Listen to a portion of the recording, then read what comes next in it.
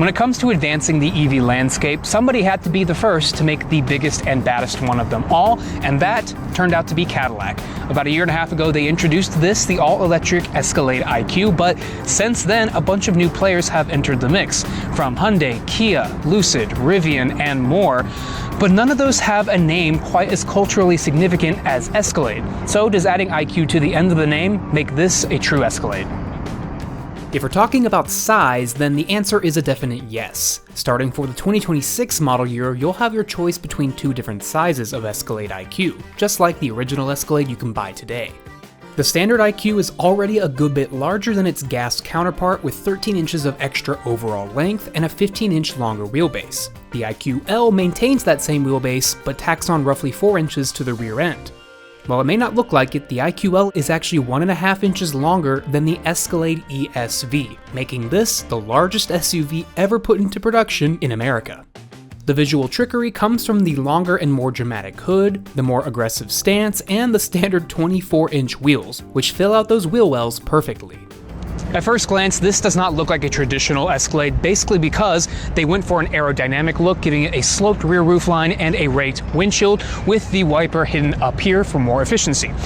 But unfortunately, there is no way to open up this cargo space to see the slightly smaller room you have compared to the gas model. You do only have the ability to open it using the logo right here. There is no kick sensor, there is no standby, the tailgate with your key type of setup like other cars do. You just have to do it the old-fashioned way. But once you're back here, you have 23.6 cubic feet of space behind the third row, 69.1 behind the second row, and 119.1 behind the first row, which is still a lot of space, but if you want even more, you can go up to the IQ-L, which does add more third row legroom and headroom and a tad bit more space behind it. But overall, you're still going to find plenty of room to work with here in the IQ. Plus, you have the front e-trunk with 12.2 cubic feet of space to work with as well, which is as big as some trunks and some sedans.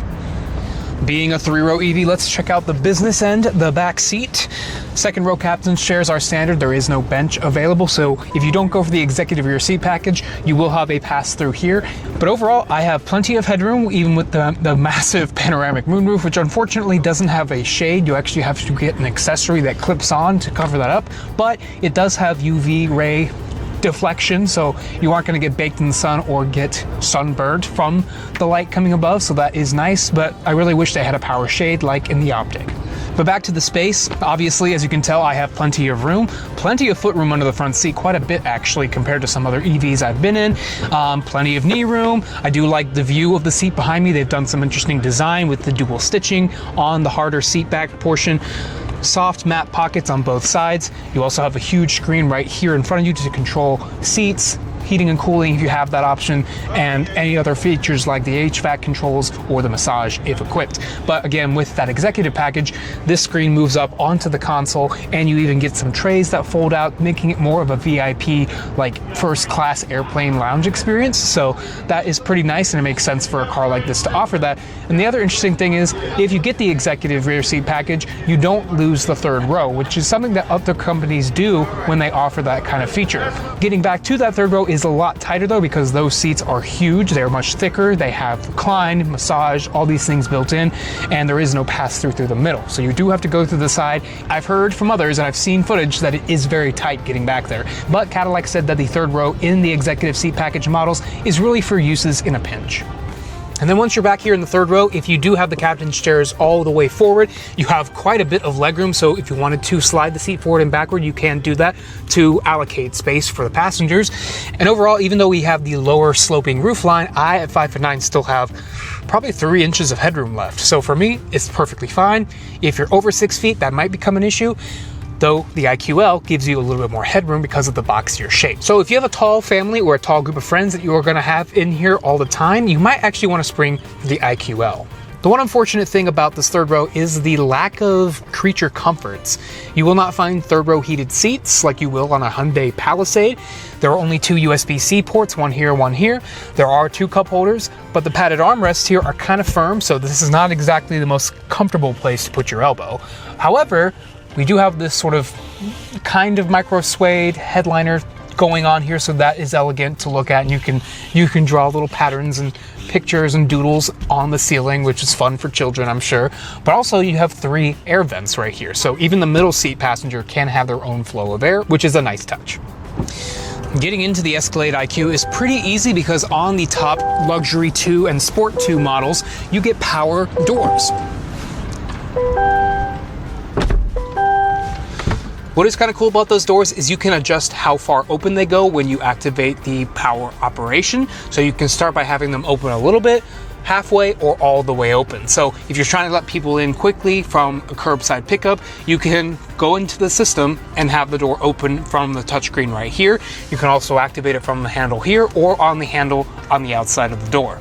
But now that we're up here, this is where the wow factor of this car really starts, because we have this gigantic 55-inch OLED display, 8K resolution for this main screen here, 4K over there, and this runs on Android Automotive, GM's Google-based system, so all of your features are Google-based. Google Maps, Google Play Store, Google Assistant. However, just like with other Cadillac EVs and GM EVs in general, you can't mirror your phone. There is no Android Auto or Apple CarPlay, and as we've expressed before, that is an oversight on GM's part because a lot of people like their phone mirroring, especially Apple users. Apple users are kind of out of luck when they get into this car, and that might be a problem trying to sell this to them because it's hard to go back to not using CarPlay or Android Auto, and even as somebody with an Android myself, I do miss some of the functionality of the phone mirroring.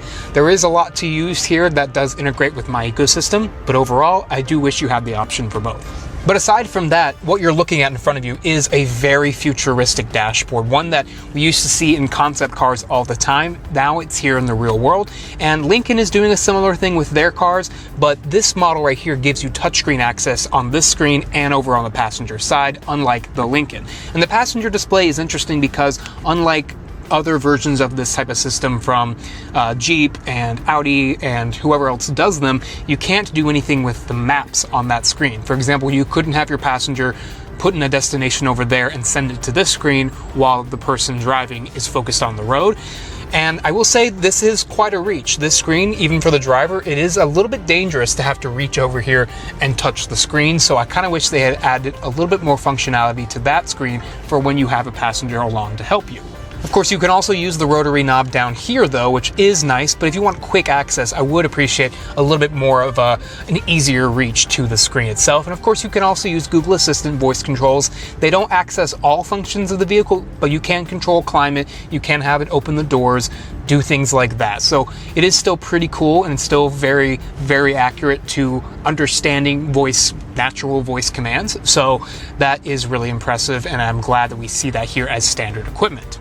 One thing you will notice sitting up front here is how wide this massive center console is. It feels almost as big as the seats themselves, with plenty of space to rest your elbow next to the person in the passenger seat without brushing up against them. This also is where you'll find your touchscreen controls for HVAC, lighting, advanced safety features, your massage seats, and your 360 camera system. So if you're not a fan of those functions being hidden away in touchscreens, you will not like this because it is a fingerprint magnet. But we also have 2 wireless charge pads, which is nice, and both of them have some ventilation going on to help keep your phone cool. Mine actually stayed at 100% charge while driving today and streaming Bluetooth to the infotainment system. So these, I think, are 15 watts in power, which is pretty good in 2025, and they worked for me. So it's nice to have 2 of those readily available. And in here, the center console is big, but not the biggest I've ever seen. However, you do have 3 USB-C ports, an HDMI port, and a cigarette-style jack in there if you want to do accessories. So that is all fine and dandy, and overall, you feel like you do own the road ahead because this car is just so freaking huge. And that's exactly what people are looking for when they think Escalade. So Cadillac, I think, did all the right things with making this feel like a very special place to spend time. However, if you were hoping this was any different from the cabin in the gas models, you'd be mistaken, because for 2025, the gas Escalade was refreshed and given this same exact dashboard. I kind of wish they had differentiated the 2 a little bit more, but it is cool to see that all of what you see here is pretty much standard. When it comes time to really compare this versus a regular gas Escalade, it really comes down to the performance. If I floor it, this car is very fast, frighteningly quick for how large it is. In the standard drive modes, we have 680 horsepower. And if you bump up to the V setting, which is accessed by the V button on the steering wheel, it's a bright red V, it's hard to miss, that'll boost the power up to 750 horsepower, giving this a 0 to 60 time of 4.7 seconds, which is stupid fast for how heavy and large this car is. However, that is not actually quite as fast as the Escalade V. You may be wondering about the possibility of a V version of this. We already know that the Lyric V is coming later this year, so potentially if there's enough demand for even more power than what this offers, they might do an Escalade IQ V. A little bit clumsy, but so is the name Escalade IQL. So if you're in the market for a car like this and that is something you'd be interested in, you might want to let the Cadillac folks know. And luckily, because this car has rear wheel steering, it drives a lot smaller than it actually is.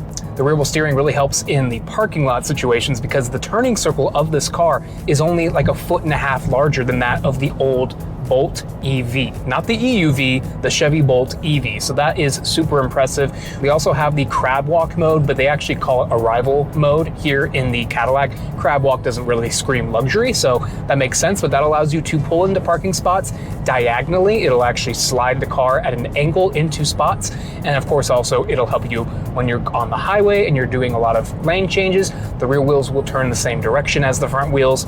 7.1 or 7.2 degrees of articulation there, not quite as much as some of the other cars in the Cadillac lineup that have 10 degrees, but that's because of the platform and the batteries and everything under the skin here. This also comes standard with Cadillac's excellent magnetic ride control and an adaptive air suspension. So we're floating over these bumps on the road, and just like with the smaller optic, which you'll find out next week about, this rides on very, very big wheels for any car in general, but the size of these wheels, 24 inches, means you would expect this to have a lot of harshness over the sort of smaller, sharper bumps in the road. But honestly, the suspension and the dampers and all of the things going on under here really help soak all that up. So this doesn't feel quite as trucky as the actual gas Escalade, because this also is a body-on-frame SUV at the end of the day, so it's going to have a stiffer feel overall, and in the curves, it definitely is more composed than the gas car. Wind noise is also very subdued. However, of course, out here right by the beach, there is a lot of wind, so I do hear some wind noise going on, but overall though, this is pretty serene for how big of a footprint it has flying through the air. And of course, we also have a really good audio system, 3 levels of AKG systems, a 19 speaker, a 38, and a 42. Currently, we're in one with the 38 speaker system because we don't have the executive rear seat package. That adds a couple of more speakers in the rear headrest, but 38 speakers in this car is still nothing to sneeze at, and I'm pretty impressed by what the sound quality is delivering. And with Super Cruise enabled, I can now enjoy a hands-free driving experience, and just like with every other Super Cruise enabled GM vehicle, I am very, very comfortable with how it is handling the curves, the auto lane changes, all of the things that Super Cruise is known for. All of that goodness is still right here, and it is standard for the first 3 years of ownership, after which there is a subscription. I don't know how much it is, but if I can find out, I'll let you know on the screen. And as you can imagine, stopping a car this heavy, roughly 9,000 pounds, requires pretty strong brakes, but because we're in an EV, we have really good regenerative braking. And here you have 2 levels. Well, actually you have 3 levels, because the 2 standard levels are accessible through the touchscreen right here, but you can pull on the paddle right here for variable regen on demand. You can adjust how much more strength you want to add to the regen by adding pressure to this paddle, and it will pull you to a complete stop rather quickly. So if you are in an emergency stop situation and for some reason your brain doesn't tell your right foot to hit the brakes, and for some reason you want to use your paddle, you have that option as well. So that's pretty cool. Part of the reason this car weighs so much is the massive 205 kilowatt hour battery, which according to Cadillac can get you up to 460 miles of range. But because of the class of vehicle, they weren't actually allowed to go to the EPA to have them test those numbers. They actually just did their own internal testing and went to the EPA, gave them those numbers. So based on what I'm seeing on the trip computer right now, over 682.8 miles, this car has averaged 1.2 miles per kilowatt hour. Now that might sound pretty bad, and it is, because this is still a very inefficient vehicle because of how big and heavy it is. But if you calculate that out based on the kilowatt hour size of the battery, you should be able to get, roughly 360 miles based on what I'm seeing right here. But of course, that does depend on where you're driving, how you're driving, and how much regen you're utilizing with the brakes. If you don't have that on, you might find you get a little bit less range. Or if you live in the mountains and you do a lot of downhill driving, you might see more range because you're going to be using a lot of regen and putting a lot of energy back into the battery. So that is the really cool thing about having an electric vehicle. You can actually get some value out of your charge depending on the kind of topography you drive on. But even as it stands, 460 miles is probably better than you're going to get out of any gas Escalade, especially not an Escalade V. So this will allow you to go the longest distance on a road trip without stopping. And if you do need to stop, you of course have an 800 volt architecture with 350 kilowatt speeds of charging. So if you go to a DC fast charger, you should be able to fill this up from 10 to 80%, probably in the 20 to 30 minute range, if not a little bit more. And just like with the Lyriq and the new Optic, you can opt for a faster onboard AC charger, up to 19.2 kilowatts in power, which will be perfect if you are going to be doing a lot of charging at home or at level 2 public stations. Cadillac does say that the Escalade IQ is not meant to be sort of pitted against the gas Escalade. In fact, it's meant to be more of the top trim or the pinnacle of what the Escalade is meant to be. And I think that makes sense because in the luxury space, when it comes to these types of cars, family haulers that are comfortable and softer around the edges, the electric vehicle experience makes the most sense. It's smooth, it's quiet, it's quick, it's easy to get out of your own way in one because of the amazing amount of torque you have to use. And of course, this is at the top of the trim ladder for Escalade pricing, except you can go higher if you go for an Escalade V or fully load this past the base $127,000 price. Turning the Escalade into an all-electric long-distance family hauler was never going to be an inexpensive proposition. Pricing starts right about where the gas Escalade leaves off once fully loaded, aside from the V.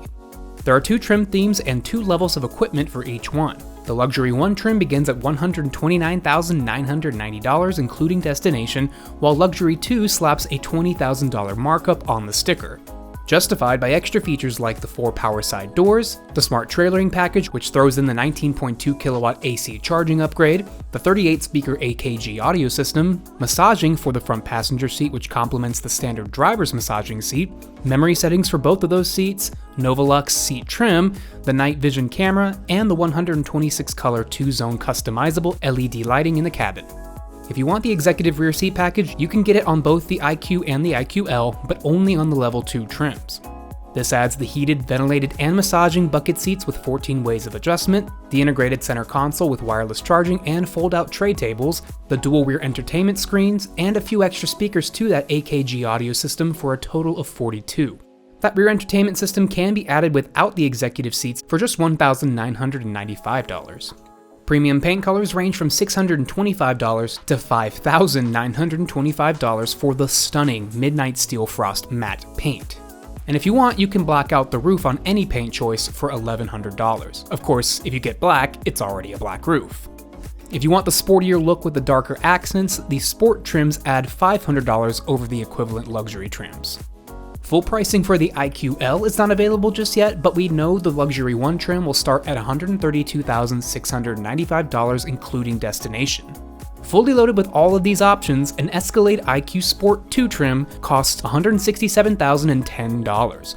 I told you it wouldn't be cheap, and at these prices the federal EV tax credit is completely out of the question. Though I can't imagine shoppers in this price category missing those $7,500 too much.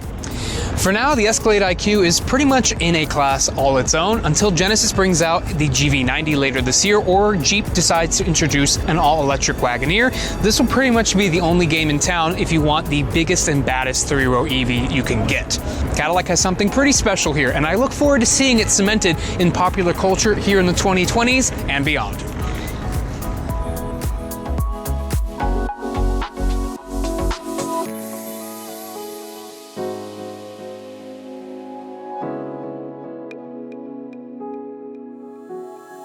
you.